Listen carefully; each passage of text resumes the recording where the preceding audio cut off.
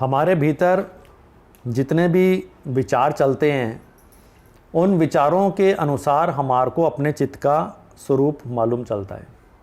हमें लगता है कि हमें क्रोध आया तो हमारे जो कर्म हैं उसी तरह से होने लग जाएंगे, हमारे विचार ऐसे ही होने लग जाएंगे। हमारे को ईर्ष्या आई तो वैसे ही विचार होंगे, हमें अच्छा नहीं लगेगा, दिल घबराने लगेगा। तो जितने भी हमारे दो तरह के कलेश जिन विचारों से हमारे भीतर क्लेश आता है, और कुछ विचार ऐसे होते हैं कि जिन विचारों से हमारे भीतर शांति आती है। तो ये दोनों तरह के जो विचार हैं ये हमारे अलग अलग तरह की वृत्तियाँ हैं ये सब। तो पिछली बार हमने बताया था आपको कि हमारी जो वृत्तियाँ हैं वो कितने प्रकार की होती हैं, और वो वृत्ति जो है हमारे को कौन कौन से क्लेशों की ओर लेके जाती है। अब इन वृत्तियों को रोकें कैसे, इनको रोकने का उपाय क्या है? तो इनके रोकने का उपाय जो है वो आसान नहीं है, क्योंकि वृत्तियाँ हमारी इतनी बलशाली हैं, हमारा मन इतना बलशाली है, हमारे संस्कार इतने बलशाली हैं कि वो बार बार हम उसी अनुभव को दोहराना चाहेंगे जो अनुभव हमने किए हैं।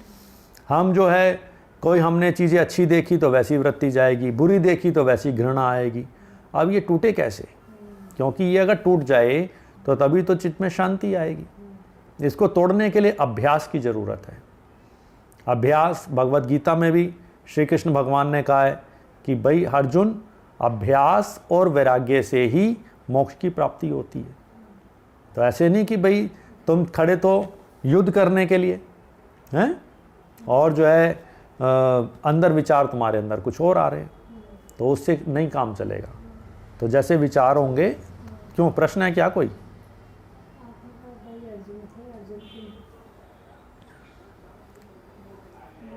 नहीं, तो अर्जुन को बताया ना श्री कृष्ण ने कि भाई तुम जो है ये युद्ध की तुम मोक्ष की तुम बात कर रहे हो, और तुम्हारे अंदर पुराने अनुभव क्या हैं कि ये इन्होंने हमारे साथ ऐसा किया, इन्होंने हमारे साथ गलत किया, हमने इनको मारना है, या ये तो इन्होंने हमें राज्य से निकाल दिया।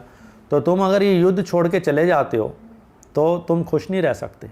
तुम कहने को तो वन में चले गए, संन्यास ले लिया, लेकिन तुम्हारी वृत्ति तो वहीं पड़ी रहेगी। तो अभ्यास करना पड़ेगा, अभ्यास से ही ये वृत्तियाँ जाती हैं। तो अभ्यास क्या है? अभ्यास बता रहे हैं कि जो हमारा चित्त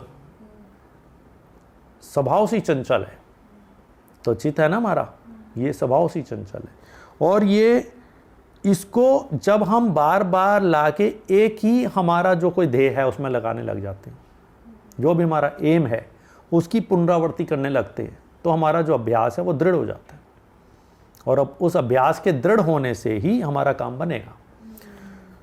और दूसरा क्या है कि जो चित्त की वृत्तियां हैं, इसमें दो उपाय बताए ना, अभ्यास और वैराग्य।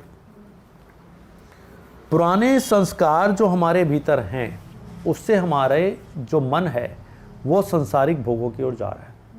उसको रोकने के लिए हमें कुछ उपाय करने की ज़रूरत पड़ती है।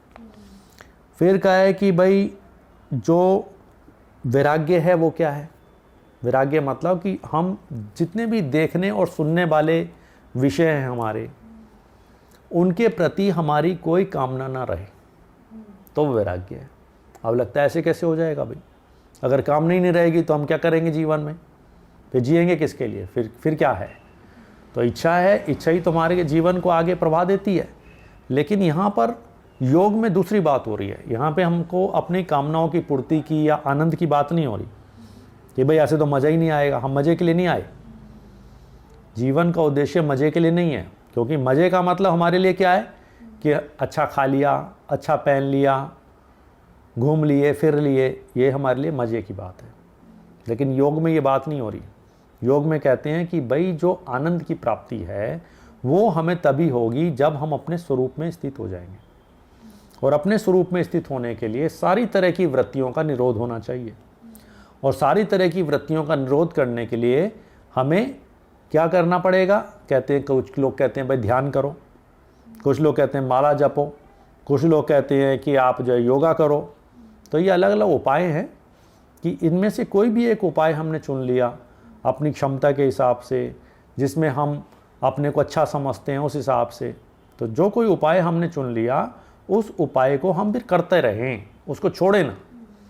ये अभ्यास है कि बार बार करते रहना, पुनरावृत्ति, कंटिन्यूअस, कॉन्स्टेंटली, उसको छोड़ना नहीं।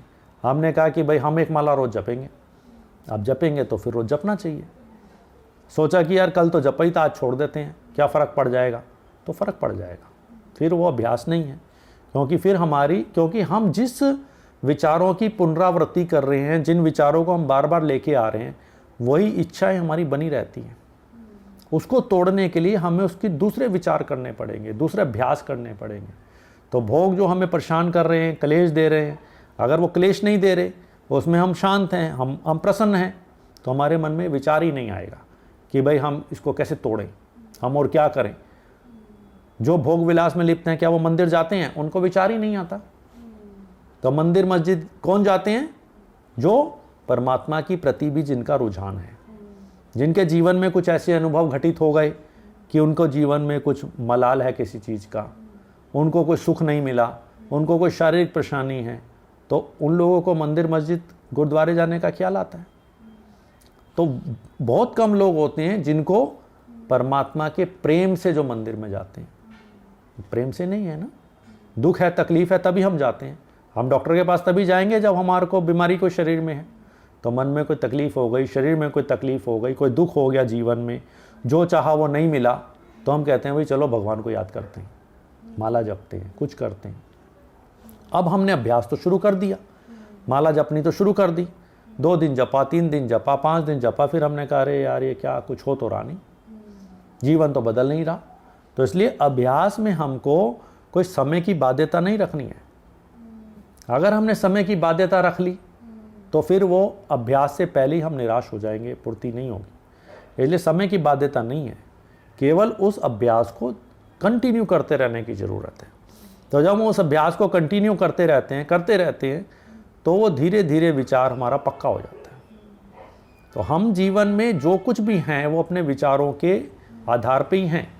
हमने किसी विचारों को पक्का किया, बार बार हम उन विचारों को दोहराते रहे, तो वो विचार एक दिन हमारे सामने आगे घनित रूप में खड़े हो गए। तो जितनी वस्तुएं हमारे सामने हैं, शंकराचार्य जी कहते हैं कि धन की प्राप्ति जो है ये कर्म से नहीं होती, ये केवल विचार से होती है। विचार हमारे अंदर आया ना पहले कि मेरे को पैसा चाहिए, उसके बाद कर्म आया। तो जब विचार आया और वो विचार बार बार आता रहे, ये नहीं कि एक बार विचार आया फिर दूसरा विचार ही आ गया, अरे सब बेकार है, रुपए पैसे से क्या लगना, क्या लेना देना, हम आलसी हैं, हम नहीं काम कर रहे, नहीं खड़े हो रहे। विचार तो है, यानी कि वो विचारों का पक्कापन नहीं है। तो जब हमारे विचार, एक ही विचार बार बार हम पक्के कर लेते हैं, तो वो घटना हमारे सामने घट जाती है, वो चीज़ हमारे सामने आके खड़ी हो जाती है। तो ये अभ्यास है कि हमने किसी भी एक ध्येय पे अगर अपनी बुद्धि को लगा दिया और उस बुद्धि पे लगा के हम चल पड़े, तो वो एक दिन पक्का हो जाएगा। फिर उसके साथ में वैराग्य भी बताया, खाली अभ्यास नहीं बताया। अब अभ्यास अगर हम बताएं तो फिर तो अभ्यास का मतलब तो हम लोग ये भी लगा लेंगे कि भाई हम काम करने का अभ्यास करें, पैसा कमाने का अभ्यास करें, शरीर को मजबूत बनाने का अभ्यास करें, वेट लिफ्टिंग करें, सुंदर दिखें। लेकिन इन विचारों की बात नहीं हो रही, क्योंकि ये विचार तो हैं, ये इस अभ्यास की बात नहीं हो रही, क्योंकि ये सारे अभ्यास जो है भोगों को बढ़ाने वाले हैं, हमारे चित्त में कंपन पैदा करने वाले हैं, हमें जो है भोगों की ओर ले जा करके क्लेश में ले जाने वाले हैं। क्योंकि क्या होगा, हमने शरीर को मजबूत कर लिया, सुंदर दिखा दिया, लेकिन धीरे धीरे जैसे शरीर बूढ़ा होने लगा तो दुख आएगा, क्योंकि शरीर के प्रति हमारी आसक्ति है कि ये हमारा शरीर ऐसे जवान बना रहे, तो दुख आएगा तो हमें पतन की ओर ले जाएगा। अप्रसन्नता हमको नीचे की ओर लेके जाएगी, हमारी एनर्जी को ऊपर की ओर नहीं चलाएगी, सात्विकता की ओर नहीं ले जाएगी, तामसिकता की ओर लेके जाती है।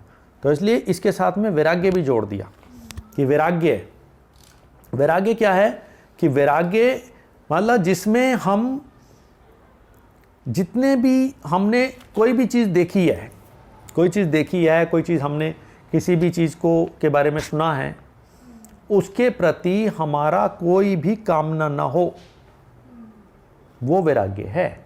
तो उस कामना रहित मन को भी साथ में लेके चलना पड़ेगा। तो अभ्यास और वैराग्य से ही हमारे चित्त की वृत्तियों का निरोध होता है। तो बाकी का हम फिर आपको अगली वीडियो में बताएंगे।